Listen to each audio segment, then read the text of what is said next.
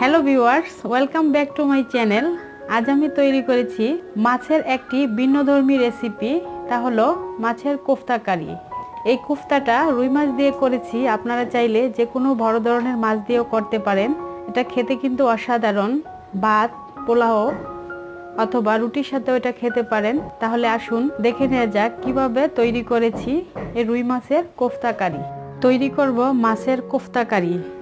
মাছের কোফতা কারির জন্য এখানে আমি 5 পিসের মতো রুই মাছ, উপরের যে অংশটা থাকে সে অংশটা, উপরের দাঁড়ার বা পিঠের যে অংশটা থাকে সে অংশটা আমি নিয়ে পিস পিস করে কেটে লবণ এবং হলুদ দিয়ে সিদ্ধ করে কাটা ছাড়িয়ে নিয়েছি।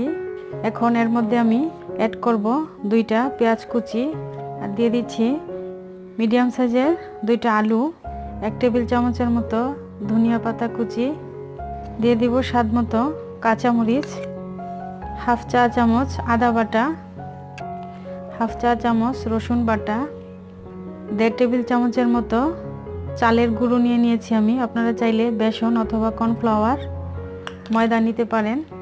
আর আমি দিব স্বাদ মতো লবণ। যেহেতু লবণটা দিয়ে আমি সিদ্ধ করেছি, তো সে বুঝে আমার লবণটা দিতে হবে। এখন আমি সবগুলো উপকরণ ভালো করে মিশিয়ে নিব।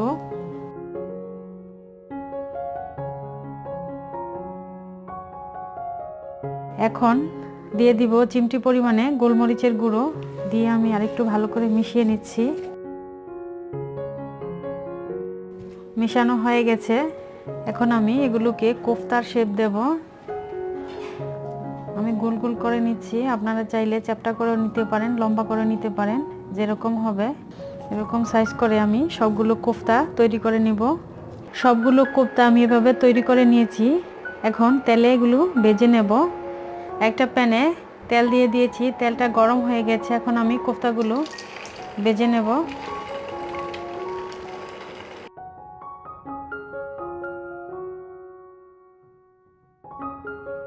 প্যানের হাতলটা ধরে এভাবে নেড়ে নেড়ে প্রথমে দিতে হবে। তারপরে যখন একটু শক্ত হয়ে যাবে তখন এভাবে উল্টিয়ে উল্টিয়ে টুথপিকের সাহায্যে এভাবে উল্টিয়ে নেব।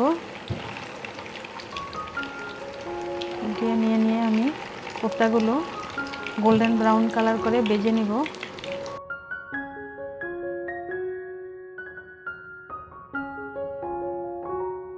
ফ্রেন্ডস, আমি এপিট উপিট করে গোল্ডেন ব্রাউন করে সবগুলো কোফতা ভেজে নিয়েছি।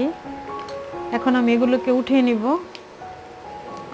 এক এক করে সবগুলো কোফতা আমি উঠিয়ে নিচ্ছি। আমি যে কোফতাগুলো ভেজেছিলাম, আমি সেই তেল থেকেই 2 টেবিল চামচের মতো তেল দিয়ে দিয়েছি। এখন দিয়ে দিচ্ছি হাফ কাপ পেঁয়াজ বাটা,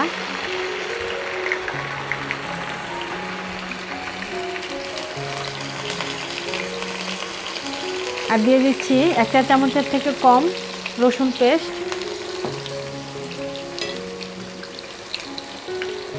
1 চা চামচ থেকেও কম আদা পেস্ট।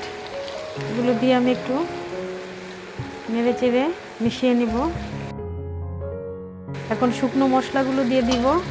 1 চা চামচ হলুদ গুঁড়ো, 1 চা চামচ জিরা গুঁড়ো, 1 চা চামচ ধনিয়া গুঁড়ো।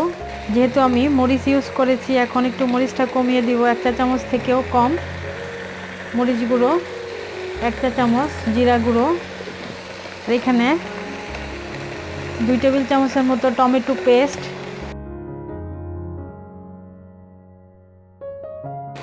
1 চা চামচ বাদাম পেস্ট, আর দিয়ে দিচ্ছি স্বাদ মতো একটু লবণ। দিয়ে আমি এগুলো এখন মিশিয়ে নিব।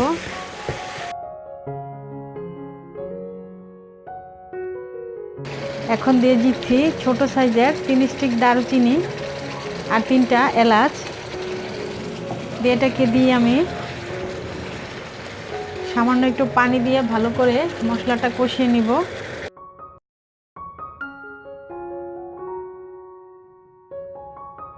4-5 মিনিট ধরে মশলাটা কষাতে হবে। মশলাটাকে আমি ভালো করে কষিয়ে নিয়েছি। এ পর্যায়ে দিয়ে দিচ্ছি হাফ কাপের মতো পানি। পানিটা দিয়ে একটু নেড়ে চেড়ে নিচ্ছি আর অপেক্ষা করছি ঝোলটা ফুটে আসা পর্যন্ত। ঝোলটা এখন ফুটে উঠেছে। এ পর্যায়ে আমি কোফতাগুলো দিয়ে দিব।